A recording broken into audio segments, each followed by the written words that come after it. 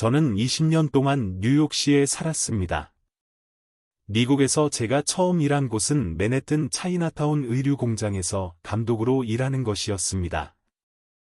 9.11 참사가 일어났을 때 저는 의류 공장 9층 창문을 통해 맨해튼 도심의 고층 빌딩이 불타는 것을 볼 수 있었습니다. 1998년부터 저는 대부분의 시간을 뉴욕시에서 보냈기 때문에 맨해튼 지역에 대해 잘 알고 있습니다. 맨해튼은 뉴욕시의 5개 자치구 중에서 가장 인구 밀도가 높고 지리적으로 가장 작습니다. 뉴욕 카운티와 동일한 면적을 차지하는 맨해튼은 미국 뉴욕주에서 면적 기준으로 가장 작은 카운티입니다. 거의 전부가 주의 남쪽 끝 근처의 맨해튼 섬에 위치한 맨해튼은 북동부 대도시의 중심지이자 뉴욕 대도시권의 도시 핵심을 구성합니다. 맨해튼은 뉴욕시의 경제 및 행정 중심지 역할을 하며 세계의 문화, 금융, 미디어, 엔터테인먼트의 수도로 불립니다. 또한 맨해튼은 세계에서 가장 부유한 지역입니다. 오늘날의 맨해튼은 원래 레나페 영토의 일부였습니다. 유럽인의 정착은 1624년 네덜란드 식민지 개척자들이 맨해튼 섬에 무역소를 설립하면서 시작되었습니다. 이 무역소는 1626년에 뉴 암스테르담으로 명명되었습니다. 이 지역은 1664년에 영국의 지배를 받게 되었고 영국의 찰스 2세가 그의 동생인 요크 공작에게 땅을 준 후 뉴욕으로 이름이 바뀌었습니다. 현재의 로어 맨해튼에 위치한 뉴욕은 1785년부터 1790년까지 미국의 수도 역할을 했습니다.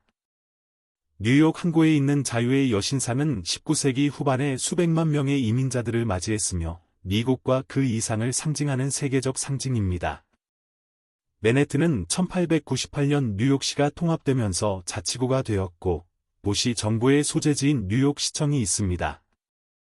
어퍼 맨해튼의 할렘은 1920년대의 현재 문화적 할렘 르네상스로 알려진 것의 중심지가 되었습니다.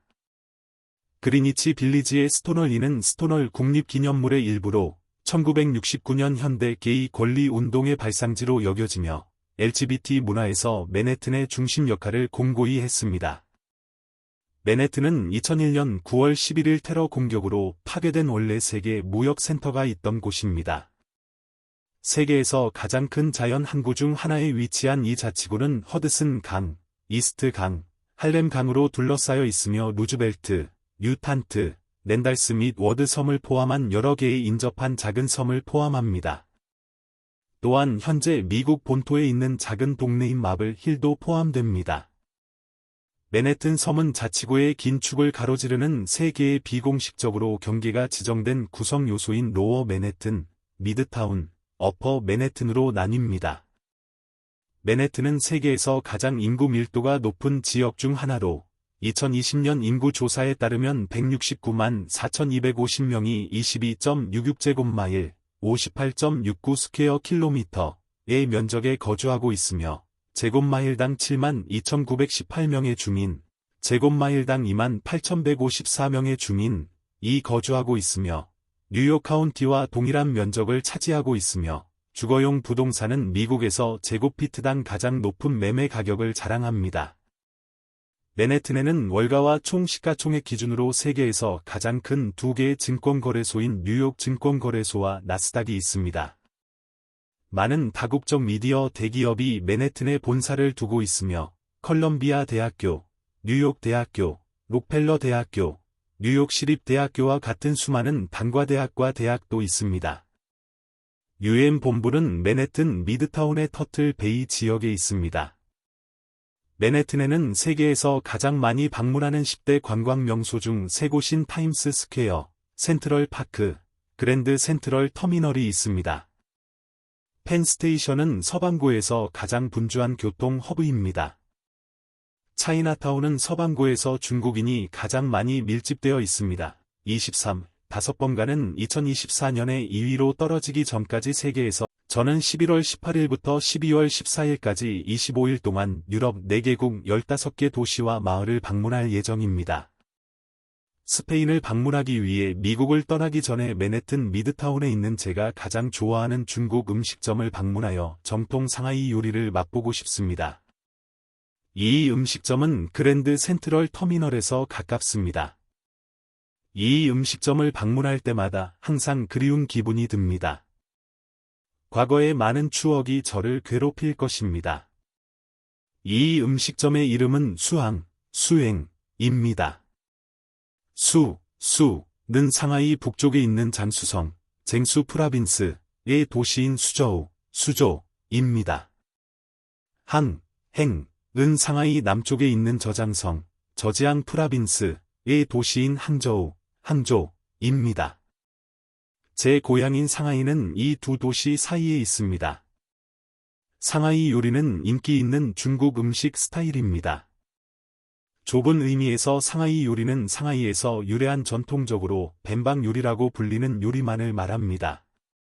넓은 의미에서 이웃 장수성과 저장성의 영향을 받아 개발된 복잡한 요리 스타일을 말합니다. 그래서 이 음식점의 이름은 이렇습니다.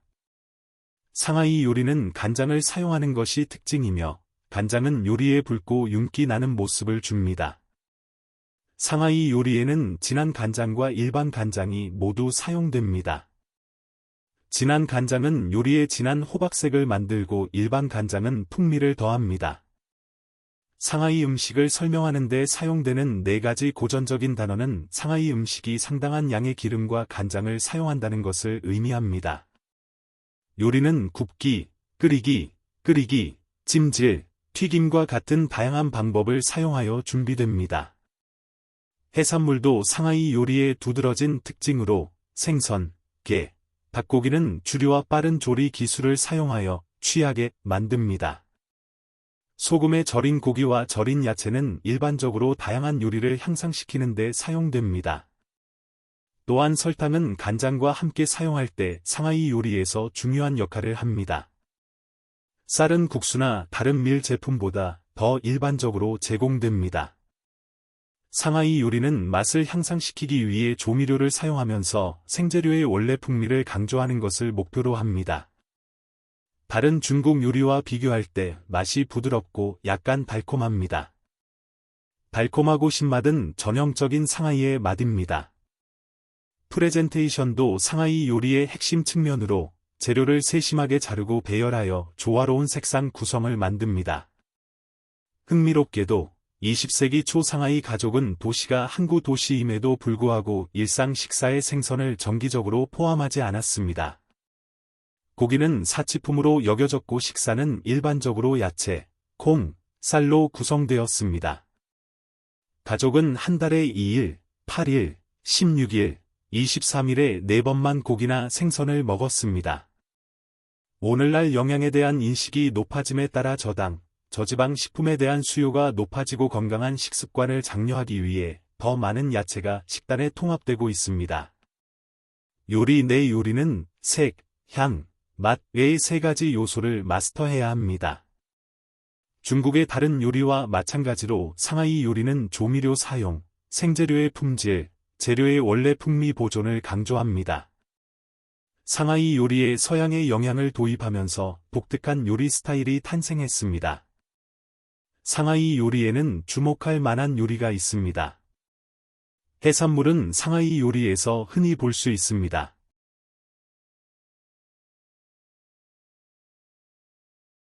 그랜드 센트럴 터미널은 뉴욕시 미드타운 맨해튼의 42번가와 파크 애비뉴에 위치한 통근 열차 터미널입니다. 그랜드 센트럴은 뉴욕 대도시권 북부를 운행하는 메트로 노스 철도의 할렘, 허드슨, 뉴헤이븐 노선의 남쪽 종착역입니다.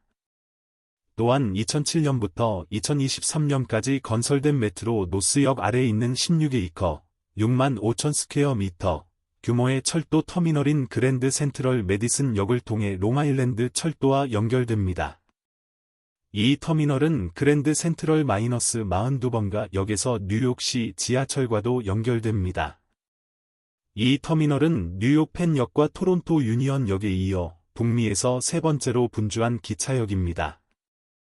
그랜드 센트럴 터미널의 역 건물은 독특한 건축과 실내 디자인으로 국가 사적지를 포함한 여러 랜드마크 지정을 받았습니다.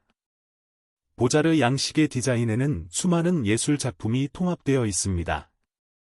그랜드 센트럴 터미널은 2018년에 기차와 지하철 승객을 제외하고 2160만 명의 방문객이 찾아온 세계에서 가장 많이 방문하는 10대 관광 명소 중 하나입니다. 터미널의 메인 콘코스는 종종 만남의 장소로 사용되며 특히 영화와 TV에 등장합니다. 그랜드 센트럴 터미널에는 고급 레스토랑과 바, 푸드홀, 식료품 시장을 포함한 다양한 상점과 음식 판매업체가 있습니다. 이 건물은 또한 도서관, 이벤트 홀, 테니스 클럽, 철도 통제 센터와 사무실, 지하 발전소로도 유명합니다. 그랜드 센트럴 터미널은 뉴욕 센트럴 철도에서 지어졌고 이름을 따서 명명되었습니다. 또한 뉴욕, 뉴웨이븐, 하트포드 철도와 나중에 뉴욕 센트럴의 후속 철도에도 서비스를 제공했습니다. 1913년에 문을 연 이 터미널은 비슷한 이름의 두 개의 전신역이 있던 자리에 지어졌으며 그중 첫 번째 역은 1871년으로 거슬러 올라갑니다. 그랜드 센트럴 터미널은 1991년까지 도시간 열차를 운행했으며 그 후 암트랙이 인근 펜역을 경유하여 열차를 운행하기 시작했습니다. 그랜드 센트럴은 48에이커, 19헥타르에 달하며 세계에서 가장 많은 44개의 승강장이 있습니다. 지하에 있는 승강장은 모두 위층에 30개의 선로와 아래층에 26개의 선로를 제공합니다. 총 67개의 선로가 있으며 여기에는 철도 야드와 측선이 포함됩니다. 이 중 43개의 선로는 승객 서비스에 사용되고 나머지 24개는 기차를 보관하는 데 사용됩니다. 건축 그랜드 센트럴 터미널은 터미널의 전반적인 디자인을 담당한 리드 앤드 스템과 주로 외부와 내부의 미용적 변형을 담당한 오런 앤드 웨트모어가 보자르 스타일로 디자인했습니다. 터미널 내부의 다양한 요소는 프랑스 건축가이자 예술가인 줄스 필릭스 쿠텐, 실베인 세일리에어즈, 폴 세이자어 헬레오가 디자인했습니다. 그랜드 센트럴은 기념비적인 공간과 특히 휘트니 워렌의 전반적인 외부 디자인을 기반으로 한 외관에 세심하게 제작된 디테일을 갖추고 있습니다. 터미널은 미국 대중에게 널리 알려지고 호감을 사고 있습니다. 미국 건축가 협회가 2006년 7월년에 실시한 공개 설문조사인 미국에서 가장 좋아하는 건축물에서 응답자들은 이 터미널을 미국에서 가장 좋아하는 건축물 13위로 선정했고 엠파이어 스테이트 빌딩, 크라이슬러 빌딩, 세인트 패트릭 대성당에 이어 이 도시와 주에서 가장 좋아하는 건축물 4위에 올랐습니다. 2012